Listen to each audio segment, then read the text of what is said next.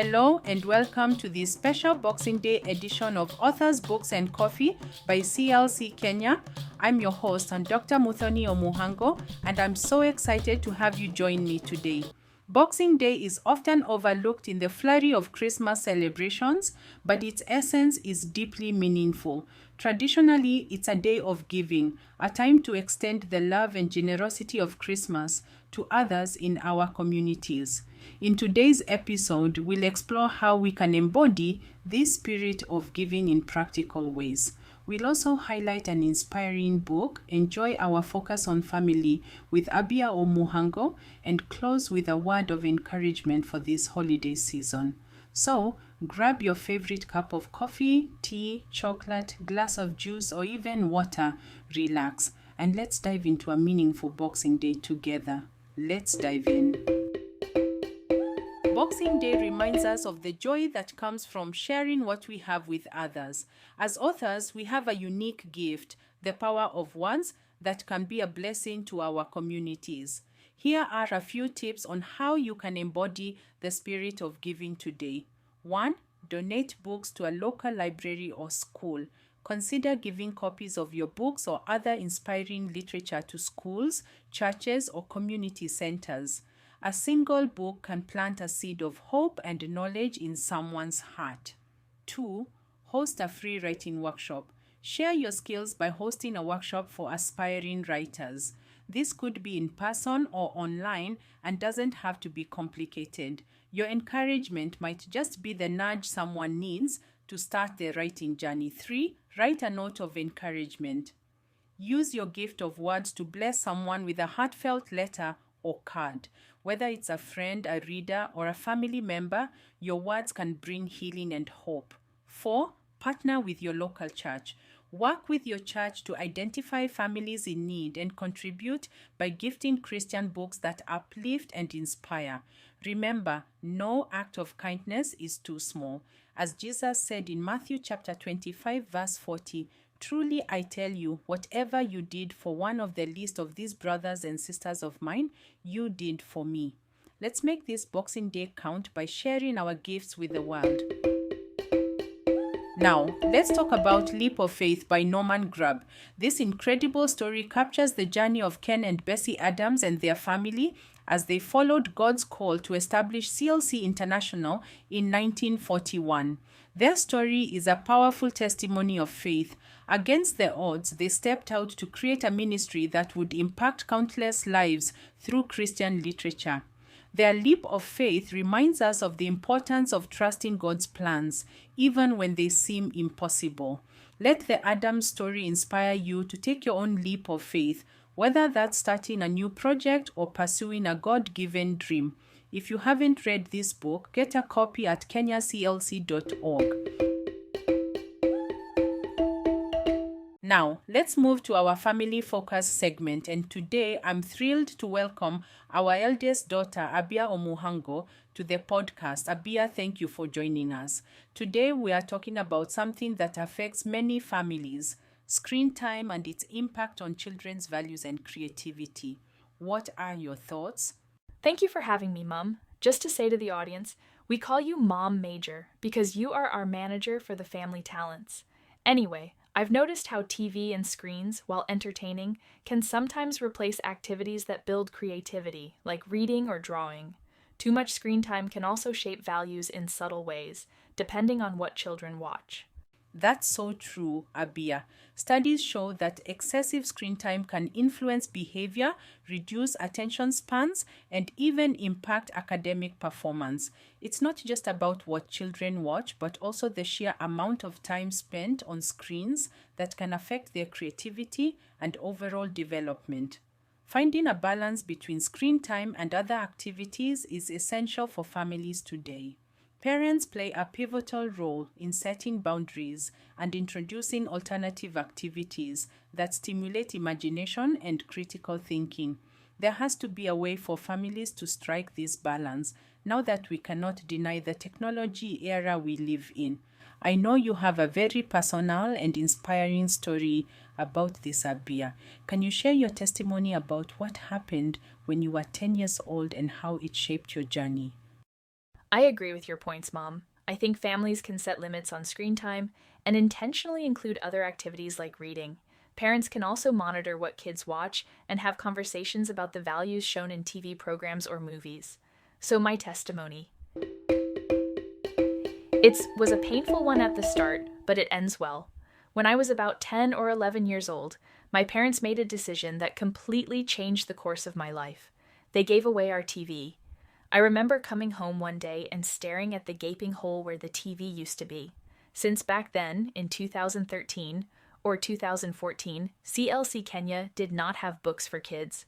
My mom then took me to Keswick Bookshop, which luckily was just a 5-minute walk from our home. There, she let me pick out about 10 books, and we placed them in the spot where the TV used to sit. To say I was upset would be an understatement. I was furious. Life felt unbearably boring without the TV to keep me entertained. For a long time, I thought I might die of boredom. But after hitting the absolute peak of my frustration, I picked up one of those books. It took over a year for me to actually love reading, but during that time, I read consistently. Slowly, books began to replace the entertainment I had once sought in the TV. That decision planted a seed I didn't realize would grow. By the time I was 14, I had written my first book, Conceive Achieve for Teens, with my co-author, Julius Muebia. The day we launched the book in 2018 was one of the proudest moments of my life. In that moment, the sacrifice of giving up the TV felt worth it. It had paid off. Now, at 21 years old, my personal home library is my most treasured possession. It sits proudly in my bedroom, evidence of the journey that began with those 10 books. I've gone on to turn my first book into 6 more books and a journal, and one of them was picked up by CLC France for a translation contract into French. What a thrill. Beyond writing, I've had the privilege of mentoring teens through programs inspired by my books. Some of the teens I've mentored have, by the help of CLC Kenya, gone on to write their own books, which is the most rewarding part of this journey. It's one thing to achieve something yourself, but helping others to achieve their dreams is even more fulfilling. Looking back, I can't thank my parents enough for removing the distraction of TV and giving me the gift of space to explore my creativity.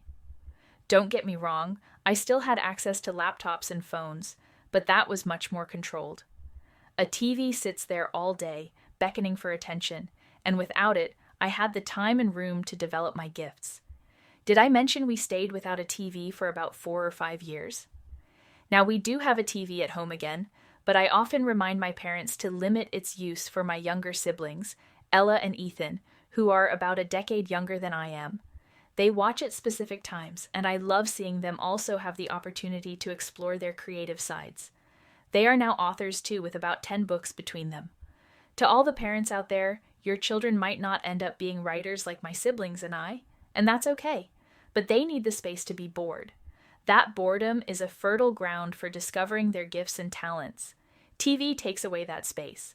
As someone who has experienced the benefits firsthand, I think I might end up being an even stricter parent than my own when it comes to technology. The perspective I've gained as an adult has shown me just how much that decision shaped my life for the better.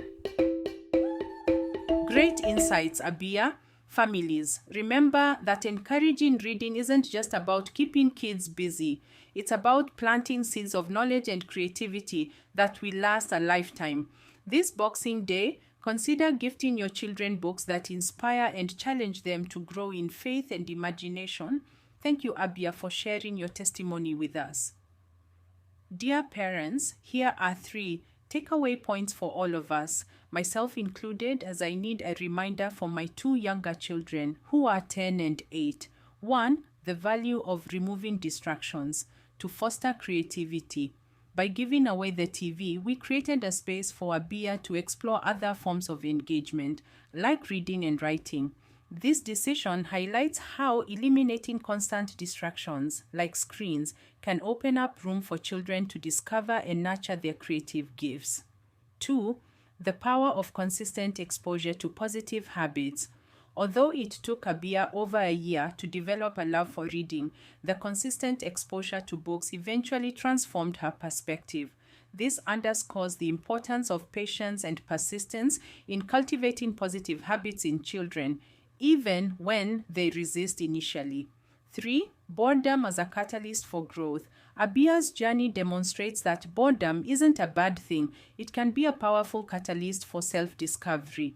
And I am aware of the counter-argument that an idle mind is the devil's workshop. We shall discuss the difference between idleness and boredom in a different episode. For Abiah's case, without the passive entertainment of TV, she was compelled to engage her mind, ultimately leading to her passion for reading, writing, and mentoring others. As we wrap up, let me leave you with this encouragement for the holiday season. Boxing Day and the days following Christmas are a time to reflect on the gift of Jesus and how his love calls us to be a blessing to others.